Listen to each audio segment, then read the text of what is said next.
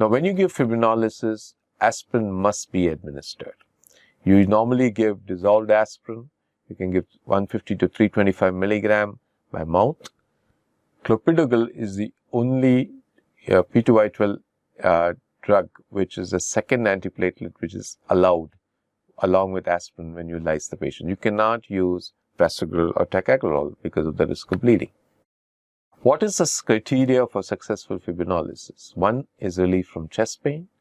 2 is a greater than 50% resolution in the ST segment elevation. Reperfusion arrhythmias like an AIBR is a good sign that your thrombolytic has worked. Normalization of regional wall abnormalities, which is a bit subjective, but it's a good criteria. Early peaking and falling of cardiac enzymes is very important. And then an angiogram, if the artery has patency, it simply means your lysis has worked.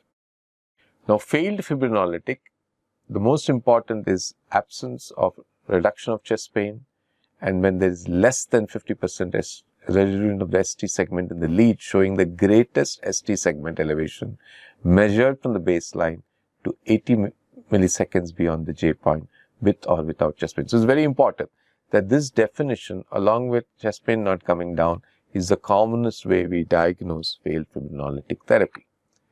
Now, who are the patients who have failed fibrinolysis? They are elderly patients, non-smokers, who have had a previous infarct and who have a delay. That means the window period is broad and long, and the patients come delayed to the hospital. They have failed fibrinolysis likelihood. The mechanism, one is genetic, resistance to fibrinolysis because of various levels of circulating factors and complexes, mechanical factors like arterial pressure proximal to the occluding thrombus, thrombus burden. If a big thrombus, it sometimes doesn't clear out, myocardial wall tension, lesion complexity. If there's a more complex plaque, it is less likely to clear, and a residual stenosis after initial reperfusion and then a subintimal hemorrhage. That means it does not clear the clot, but it increases the bleed inside the plaque and in fact may close the vessel even more. The incidence depends on the type of thrombolytic use and the time to reperfusion, and is average about 30%. That means about 1 in 3 patients will have failed fibrinolysis, and they will fail to achieve the normal TIMI3 flow in approximately half the patients. So this is very important. The better the TIMI flow, the better your patency and the better the myocardial salvage.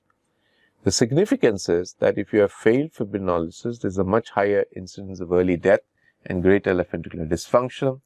The Gusto trial and other studies have evaluated the relationship between angiographically defined TIMI flow and outcome and found clearly that if your TIMI flow and your grade of TIMI perfusion is poor, patients do badly.